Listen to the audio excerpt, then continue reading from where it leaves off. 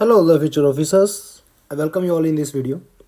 दोस्तों, इस वीडियो में हम बात करेंगे CAPF असिस्टेंट कमांडेंट एग्जामिनेशन 2020 के पॉलिटी की आंसर की के बारे में। जैसे कि आपको पता है, आपका एग्ज़ाम जो है 20 दिसंबर को हो चुका है।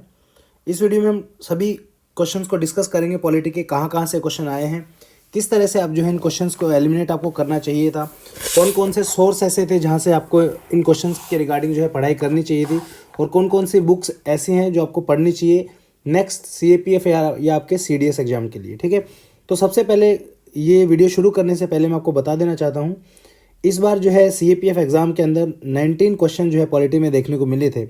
और जो पेपर था, जो पॉलिटी सेक्शन का, क्वेश्चंस तो आसान थे लेकिन थोड़े से ट्रिकी थे। तो बहुत सारे बच्चे जो इन डेप्थ में नहीं पढ़ते हैं, उन बच्चों ने जो है इन क्वेश्चंस को डेफिनेटली बहुत क्वेश्चंस को गलत किया होगा।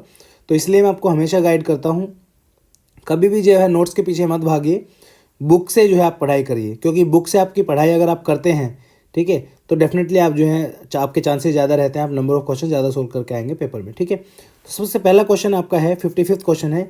ये जो क्वेश्चंस मैंने इसमें डाले हैं ये हैं सेट ए के। ठीक है, तो पहला क्वेश्चन बोलता है, in relation to the fundamental duties enshrined in the constitution of India which one of the following is not correct. ठीक है, ये बोल रहा है कि फंडामेंटल ड्यूटी के रिगार्डिंग कौन कौन से जो है पॉइंट्स जो इस क्वेश्चन के अंदर दिए हुए हैं वो सही नहीं है। ठीक है, सबसे पहला पॉइंट है, the fundamental duties were not originally a part of constitution. ठीक है, तो ये क्वेश्चन, ये स्टेटमेंट बिल्कुल सही है, तो ये इसका आंसर नहीं हो सकता। तो ए को आप यहाँ पे एलिमिनेट कर सकते हो। क्यों नहीं है सही? क्योंकि फंडामेंटल ड्यूटी जो है कॉन्स्टिट्यूशन जब बना था तब नहीं थी। फंडामेंटल ड्यूटीज़ को जो है ऐड किया गया था 42nd कॉन्स्टिट्यूशन अमेंडमेंट एक्ट 1976 के दौरान। ठीक है, दूसरी स्टेटमेंट बोलती है, to safeguard public property and absorb violence and fundamental duties. जिन्होंने एक बार भी अगर फंडामेंटल ड्यूटीज़ को जो है पॉलिटी लक्ष्मीकांत से, या हमने इन्फोग्राफिक भी इसका डाला था, आपका इंस्टाग्राम के ऊपर भी पढ़ा हुआ, आप जाके चेक कर सकते हैं, और इन्फोग्राफिक में भी डाला था। अगर आपने एक बार भी उस पोस्ट को पढ़ा होगा तो डेफिनेटली इस स्टेटमेंट को आप ठीक कर सकते थे, क्योंकि आपके जो 11 फंडामेंटल ड्यूटीज़ हैं उसमें से एक फंडामेंटल ड्यूटी ये भी है आपकी कि आपको जो है पब्लिक प्रॉपर्टी को जो है सेव करना है और वायलेंस से जो है अपने आप को दूर रखना है। ठीक है, नेक्स्ट स्टेटमेंट है आपका, they are not enforceable through writs. ये भी बात बिल्कुल सही है, यहाँ पे लिखा भी हुआ, हमारे नोट्स में दोनों स्टेटमेंट आई हुई है। Like DPSP the fundamental duties are non justiciable. ठीक है, और इनको एनफोर्स नहीं कर सकते हम रिट के द्वारा। तो ये भी स्टेटमेंट बिल्कुल सही है। इस क्वेश्चन का करेक्ट आंसर जो होगा आपका वो होगा D option, they may not be use for the determining constitutionality of laws. ठीक है, तो ये वाला इसका आंसर सही हो जाएगा। नेक्स्ट क्वेश्चन, ये क्वेश्चन पे थोड़ा सा डाउट है दोस्तों, काफ़ी लोगों ने इसका आंसर गलत भी दिया है, मैंने देखा था यूट्यूब पे चेक भी किया है, लेकिन रीज़न मैं आपको बताता हूँ इसका आंसर क्या हो सकता है। क्वेश्चन है, the governor of a state may exercise discretionary power when. पहली स्टेटमेंट है, he or she is not convinced by the advice of the council of ministers. दूसरा है, the constitution require him or her to act in his or her discretion in certain matter. ठीक है, तीसरी statement है, he or she is appointed as the administrator of an adjoining union territory. अब कई answer keys में जो है answer आपका 1 और 2 दिया हुआ है दोस्तों, 3 को यहाँ पे रॉन्ग बताया गया है, लेकिन 3 जो स्टेटमेंट आपको बिल्कुल सही है। मतलब आपका बी ऑप्शन तो बिल्कुल नहीं हो सकता, जो कि मैंने देखा काफ़ी कीज के अंदर दिया हुआ है, बी ऑप्शन का बिल्कुल नहीं होगा। थर्ड स्टेटमेंट आप देख सकते हैं, पेज नंबर लिखना याद नहीं रहा मुझे, लेकिन लक्ष्मीकांत के अंदर से मैंने जो है पैराग्राफ निकाला है, यहाँ पे लिखा हुआ है, ये डिस्क्रिशनरी पावर है, मतलब यूज़ करता है आपका गवर्नर कब, while exercising his function as an administrator of an adjoining union territory in case of additional charge। ठीक है, तो ये वाली स्टेटमेंट यहाँ पे है, तो थर्ड स्टेटमेंट आपकी बिल्कुल सही है यहाँ पे। उसके बाद, the constitution require him or her to act in his or her discussion in certain matter. ये भी बात बिल्कुल सही है। कुछ मैटर ऐसे होते हैं जिसके अंदर गवर्नर को पावर दी जाती है कि वो जो है खुद की डिस्कशन का यूज जो है कर सकते हैं। तो दूसरी और तीसरी स्टेटमेंट दोनों यहाँ पे ठीक है, तो इसका जो है डी ऑप्शन भी आप एलिमिनेट कर सकते हो। आंसर इसका या तो होगा आपका सी या होगा ए। जो मुझे इसका आंसर लग रहा है वो है इसका आंसर ए। अगर आपको जो है इस आंसर में डाउट है तो कमेंट सेक्शन में कमेंट करके बताइए। अगर आपको लगता है इसका आंसर सी होना चाहिए तो वो भी आप कमेंट करके बताइए। मेरे हिसाब से इसका आंसर ए होना चाहिए, क्योंकि इसमें फर्स्ट स्टेटमेंट बोला गया है, he or she is not convinced by the advice of council of minister then he can use discretionary power. बिल्कुल सही बात है। अब कोई भी जैसे जनरली गवर्नर काम करता है काउंसिल ऑफ मिनिस्टर के एडवाइस के ऊपर, ठीक है, लेकिन काफ़ी बार ऐसा सिनेरियो हो जाता है कि काउंसिल ऑफ मिनिस्टर चाहेंगे ही नहीं कि गवर्नर ऐसा काम करे, बट स्टिल उसको जो है हालातों को देखते हुए जो है वो काम करना पड़ता है। तो ये स्टेटमेंट बिल्कुल सही है। तो मेरे हिसाब से इसका आंसर ए होना चाहिए। बाकी आप कमेंट सेक्शन में कमेंट करके बताएं। नेक्स्ट क्वेश्चन है आपका, विच one of the following is not true about socialism. 2-3 question जो है दोस्तों इस बार जो है आपकी सोसाइटी वाली बुक से देखने को मिले थे। सोर्स मैंने यहाँ पे मेंशन नहीं किए हैं क्योंकि क्वेश्चन इतने ज़्यादा मुश्किल नहीं थे, आप डायरेक्ट उनको सोल्व कर सकते थे। ठीक है, इस क्वेश्चन का आंसर आपका, socialist believe that class divisions in the society are a fact and therefore irremediable. ये स्टेटमेंट जो है आपकी गलत है। सोशलिज्म जो है वो बिलीव करता है एनहिलिएशन ऑफ कास्ट सिस्टम के बारे में। ठीक है, तो इसका आंसर हो जाएगा आपका सी। नेक्स्ट क्वेश्चन है 58th क्वेश्चन।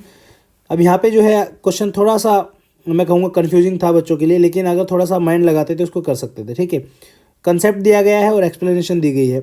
4 टाइप के डेमोक्रेसी के बारे में अलग अलग बताया गया है। प्लूरिस्ट डेमोक्रेसी है, पीपल्स डेमोक्रेसी है, आपका डेवलपमेंटल डेमोक्रेसी है और एलिटिस्ट डेमोक्रेसी है। अब सबको पता है एलिटिस्ट का मतलब क्या होता है, एलिट क्लास यानी ऊंचे तबके के लोग।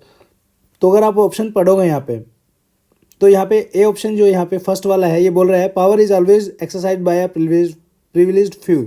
तो स्टेटमेंट बिल्कुल सही है। तो अगर आप डी के साथ 1 को पेयर करते हैं तो इसके ऑप्शन आपके निकल के आते हैं पहला और दूसरा। ठीक है, तो यहाँ पे आप इन 2 ऑप्शन को जो है एलिमिनेट कर सकते हो यहाँ पे। उसके बाद अब आपको डी का 1 पता चल गया तो ए का 4 ऑटोमेटिक इसमें हो जाएगा। वैसे पढ़ भी लेते हैं। प्लूरिस्ट डेमोक्रेसी जो है उसको बताया गया है कि capacity of a group to ensure government responsibility. ठीक है, तो अब इसको एक मिनट के लिए लगाइए कि आपको इसके बारे में नहीं पता है, मान लीजिए फॉर एग्जांपल। ठीक है, फिर आता है आपका पीपल्स डेमोक्रेसी, ऑप्शन आपका बी। ऑप्शन बी को अगर हम देखें, social equality through common ownership of wealth, ये ऑप्शन एक आपका है। और दूसरा है आपका highest and harmonious development of individual capacity. अगर आप इसमें थोड़ा सा रिस्क भी लेके जाते तो भी आप जो है 50% चांसेस थे आपका आंसर सही होने का। इसका करेक्ट आंसर ए है। ठीक है, नेक्स्ट क्वेश्चन है आपका सेंसोर मोशन के बारे में। Which one of the following statements with regard to the censure motion is not correct. इसका करेक्ट आंसर जो है वो है आपका leave of the house is required to move it. ये ऑप्शन जो है इसका बिल्कुल गलत है, क्योंकि सेंसोर मोशन के अंदर जो है no leave of house is required to move a censure motion if passed the council of minister is bound to seek the confidence of the Lok Sabha as early as possible. ठीक है, तो इस क्वेश्चन का answer आपका हो जाएगा answer A. अब देखिए यहाँ पे दोस्तों एक चीज़ मैं बताना चाहूँगा ईमानदारी से, यहाँ पे आपको ये 2-3 क्वेश्चन अभी दिखाता हूँ आपको, जस्ट अ सेकेंड। जैसे ये वाला क्वेश्चन था आपका गवर्नर वाला था, ये वाला क्वेश्चन में जो आपकी फर्स्ट स्टेटमेंट है ये लक्ष्मीकांत में आपको दी हुई नहीं मिलेगी। ठीक है, जस्ट अ सेकेंड, ये वाली स्टेटमेंट आपकी लक्ष्मीकांत के अंदर नहीं दी हुई मिलेगी। उसके बाद ये वाली स्टेटमेंट भी उसके अंदर नहीं दी हुई मिलेगी आपको मेरे हिसाब से। उसके बाद a leave of house is required to move it, ये वाली स्टेटमेंट भी जो है लक्ष्मीकांत के अंदर नहीं दी हुई है। तो मेरे कहने का मतलब ये है, अगर आप जैसे लक्ष्मीकांत की बुक पढ़ते हैं, मान लीजिए उसमें 1500 पेज आप पढ़ रहे हैं। ठीक है, ये मैं अपने लिए भी बता रहा हूँ यहाँ पे। ठीक है, मैं कोई बहुत बड़ा देवता आदमी नहीं हूँ, मैं सबको इसलिए बताता हूँ, रिक्वेस्ट करता हूँ सभी से कि आप बुक्स को पढ़िए। ठीक है, अब ये अंदाज़ा ये लगाइए, आप 1500 पेजेस की बुक पढ़ने का आपके पास ऑप्शन है, लेकिन आप चूज़ करते हो 150 पेज के नोट्स पढ़ना, चाहे वो किसी के भी हो, स्टडी फंडा के हो या किसी भी इंस्टीट्यूट के हो। ठीक है, आप एक्सपेक्ट करते हैं कि इन 150 पेज में से आपके सारे क्वेश्चन आ जाएंगे, जबकि यूपीएससी क्या कहना चाह रहा है आपको कि 1500 की बजाय 1800 आप पढ़ो। लक्ष्मीकांत तो पढ़नी है, 1-2 सौ पढ़ सकते हो तो वो भी पढ़ो। फॉर एग्जाम्पल एनसीईआरटी है, सोसाइटी की एनसीईआरटी पढ़िए आप पॉलिटी के लिए। ठीक है, इंडियन कॉन्स्टिट्यूशन एट वर्क है, वो पढ़िए आप। अब हम जनरली बच्चे क्या करते हैं, जल्दीबाजी के चक्कर में नोट्स के ऊपर ध्यान देते हैं कि नोट्स पढ़ लीजिए। नोट्स में सारी चीज़ें कवर नहीं हो सकती दोस्तों, इस चीज़ का आपको समझना पड़ेगा। जो लोग 2021 के लिए तैयारी कर रहे हैं, किसी भी कोचिंग, किसी भी नोट्स, मैं अपनी भी यहाँ पे बात कर रहा हूँ, किसी के बहकावे में मत आइए। अगर आपको सच्चाई में सिलेक्शन चाहिए तो आप जो है बुक्स के ऊपर फोकस कीजिए, बुक से पढ़ाई कीजिए और मल्टीपल टाइम रिवीजन करिए, क्योंकि एग्जाम के अंदर जो क्वेश्चन इस बार इन्होंने पूछे हैं वो एक बार पढ़ के जो आपसे सॉल्व नहीं हो पाएंगे। ठीक है, तो ये सच्चाई बात है, तो आपको इसके ऊपर जो है गौर करना पड़ेगा। उसके बाद next question, which of the following is not a correct feature of money bill. Money bill के बारे में पूछा, तो ये क्वेश्चन बहुत ही ज़्यादा आसान था। तो मनी बिल जो है ये लोकसभा में ही जो है सिर्फ इसको इंट्रोड्यूस किया जा सकता है। अ deputy speaker can also certify money bill in case of office of the speaker falling vacant. ठीक बात है, कोई दिक्कत नहीं है इसमें। उसके बाद तीसरी स्टेटमेंट है, speaker's authority is final as to whether a bill is money bill or not. ये भी स्टेटमेंट बिल्कुल सही है। चौथी स्टेटमेंट जो है इसमें पूछा है कि there is it can be referred to a joint committee of the 2 houses, यानी जॉइंट सिटिंग। ये पॉसिबल नहीं है दोस्तों, क्योंकि मनी बिल और कॉन्स्टिट्यूशन अमेंडमेंट बिल के अंदर जो है जॉइंट कमिटी जो है नहीं बिठाई जाती हैं। तो ये आपको पता होना चाहिए और इसका आंसर जो है आपका डी होगा यहाँ पे, ठीक है। Next question, the idea of social justice require that, इसका आंसर है 1 2 3 तीनों सही है। लास्ट वाली स्टेटमेंट अगर आप पढ़ेंगे, इक्वेलिटी ऑफ सोशल जस्टिस की यहाँ पे बात हो रही है, equality of treatment be transcend to recognise social special needs. तो जैसे वुमेन है, बैकवर्ड क्लासेस है, तो इनको स्पेशल जो है इनके ऊपर ध्यान देने की जो है रिक्वायरमेंट है, तो उसके रिगार्डिंग स्टेटमेंट है, तो ये भी सही होगी। Due to equal consideration is given to all individual, चाहे वो अमीर हो, गरीब हो, डिसेबल हो, सबको जो है इक्वल रिकॉग्निशन जो है देना चाहिए, कंसिडर सबको करना चाहिए। नेक्स्ट क्वेश्चन है आपका, which of the following statement about the attorney general of India is not correct. Not correct पूछा, आजकल जो है यूपीएससी को बहुत ऑब्सेशन हो गया है नॉट करेक्ट वाली स्टेटमेंट से, मेजोरिटी ऑफ द क्वेश्चन जो है नॉट करेक्ट के रिगार्डिंग आ रही है। तो यहाँ पे बिल्कुल आसान सा क्वेश्चन था ये, he she enjoy right of audience only in the Supreme Court and High Court in India, only word यहाँ पे लगा दिया, तो यहाँ पे ऑटोमेटिकली सेल्फ डाउट में आ जाती है स्टेटमेंट। स्टडी फंडा के नोट्स में हमने कवर किया था, यहाँ पे आप चेक कर सकते हैं। Rights and limitations, he has right to audience in all the courts, ठीक है। तो सिर्फ हाई कोर्ट और सुप्रीम कोर्ट में नहीं, इंडिया की किसी भी कोर्ट में जो है अटॉर्नी जनरल जाके आपका बैठ सकते हैं और वहाँ की प्रोसीडिंग में जो है हिस्सा बन सकते हैं, ठीक है। नेक्स्ट क्वेश्चन है आपका, which of the following is correct in the relation to the panchayat. Panchayat के रिगार्डिंग आप देखिए, पंचायत जो है स्टेट के अंदर आता है, तो पार्लियामेंट का पंचायत के रिगार्डिंग कोई लेना देना नहीं है, तो पहली स्टेटमेंट ही डायरेक्ट आपकी गलत होगी। ओनली द स्टेटमेंट बोलता है ओनली द पंचायत में endo panchayat with power and the authority, तो यहाँ पे पार्लियामेंट को अगर आप काट देते हैं क्योंकि स्टेट गवर्नमेंट का यहाँ पे काम है, तो फर्स्ट स्टेटमेंट अगर आप एलिमिनेट करते हो तो यहाँ पे दो ऑप्शन आपके सीधे सीधे एलिमिनेट हो जाते हैं। अब चेक करते हैं दो लास्ट की दो स्टेटमेंट।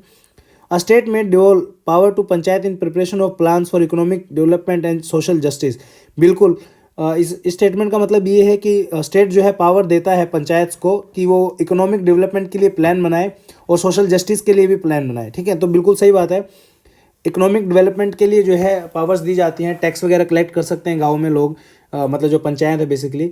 उसके बाद और भी काफ़ी सारी छोटी छोटी चीज़ें हैं, वो भी सब जो है पंचायत कर सकती है, और सोशल जस्टिस के रिगार्डिंग भी जो है प्रावधान किए गए हैं स्टेट के द्वारा, ठीक है। तो सेकंड स्टेटमेंट आपकी बिल्कुल सही है, तो इसका आंसर हो जाएगा सी। अगली स्टेटमेंट है, a state may devolve power to the panchayat in implementation of scheme for economic development and social justice, ये भी बिल्कुल सही है। कोई भी स्कीम जो है जिसमें आपका इकोनॉमिक डेवलपमेंट हो विलेज का या फिर सोशल जस्टिस के रिगार्डिंग कोई अगर स्कीम है तो वो भी जो है इम्प्लीमेंट कर सकते हैं, स्टेट गवर्नमेंट उसके हाथ में है, ठीक है। नेक्स्ट क्वेश्चन है आपका regarding the government of India, in relation to the power of the union government of India which one of the following statement is not correct, ठीक है। तो इसका जो है आपका चार स्टेटमेंट थी, ये थोड़ा ट्रिकी सा क्वेश्चन था, बहुत सारे बच्चों ने इसका आंसर डी भी लगाया है, किसी ने ए लगाया, किसी ने बी, किसी ने सी। मैं बता देता हूँ, इसका करेक्ट आंसर होगा आपका ए, क्योंकि जो डी पे अगर आपको डाउट है तो उसका मैं आपको एक्सप्लेनेशन बता देता हूँ यहाँ पे, ठीक है। उसका एक्सप्लेनेशन है दोस्तों, ये पॉलिटी लक्ष्मीकांत का चैप्टर से लिया है, मैंने उठाया है। यहाँ पे लिखा हुआ है, executive power of the state shall be vested in the governor and shall be exercise by him either directly or through officer subordinate to him in accordance with the constitution, ठीक है, ये लिखा हुआ है। तो स्टेटमेंट क्या बोलती है डी वाली, द गवर्नर में with consent of government of India entrust it's officer with functions on matters which fall with in the executive power of the state. तो ये स्टेटमेंट बिल्कुल सही है, ये भी आपकी सही है, ये भी सही है, तो इसका आंसर होगा आपका ए, 88 का ए आंसर होगा, ठीक है।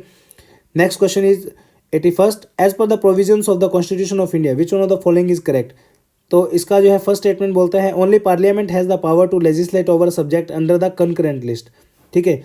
तो ये स्टेटमेंट बिल्कुल गलत है आपकी, स्टेट के पास भी पावर होती है कि वो कंकरेंट लिस्ट के ऊपर जो है आपका सब्जेक्ट के ऊपर जो है कोई लॉ जो है वो बना सकता है। कमेंट सेक्शन में आप मुझे कमेंट करके ये बताइए, कॉन्करेंट लिस्ट के किसी भी सब्जेक्ट के ऊपर अगर स्टेट भी आपका लॉ बना रहा है और आपकी सेंटर भी लॉ बना रही है, तो कौन सा लॉ जो है वो मान्य होगा और किसका रद्द हो जाएगा, ठीक है, ये आपको कमेंट में बताना है।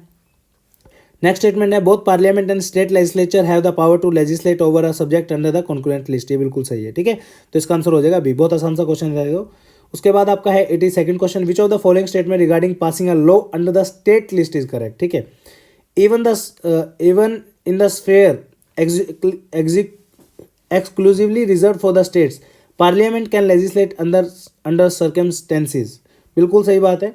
पार्लियामेंट भी जो है स्टेट सब्जेक्ट के ऊपर जो है, स्टेट लिस्ट के अंदर जितने भी सब्जेक्ट आते हैं उनके ऊपर जो है कुछ लॉ बना सकता है, कुछ कंडीशंस के जो है अगर देखने को मिलती है तो उनके ऊपर। Parliament can not legislate a subject under state list under any circumstance. अब देखिए यहाँ पे एक्सट्रीम स्टेटमेंट आ गई ना यहाँ पे, तो इसको आप कैंसिल कर दोगे, क्योंकि तीनों की तीनों इमरजेंसी के अंदर पार्लियामेंट स्टेट सब्जेक्ट के ऊपर लॉ बनाता है आपका। राज्यसभा अप्रूव कर देती है जब कोई भी इंपॉर्टेंट चीज़, तब जो है पार्लियामेंट लॉ बनाता है। जब दो स्टेट मिलके किसी पर्टिकुलर टॉपिक के ऊपर जो है चाहते हैं कि पार्लियामेंट लॉ बनाए, तब भी बना सकते हैं।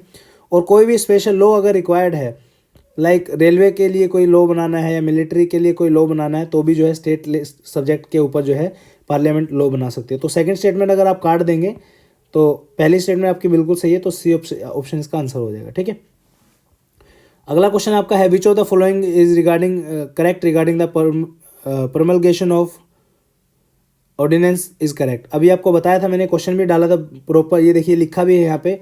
पेड टेलीग्राम ग्रुप का ये बेनिफिट है आपका। Kindly read the president chapter from Laxmikanth thoroughly, high chances there will be a question from president. आ गया ना आपका क्वेश्चन डायरेक्टली।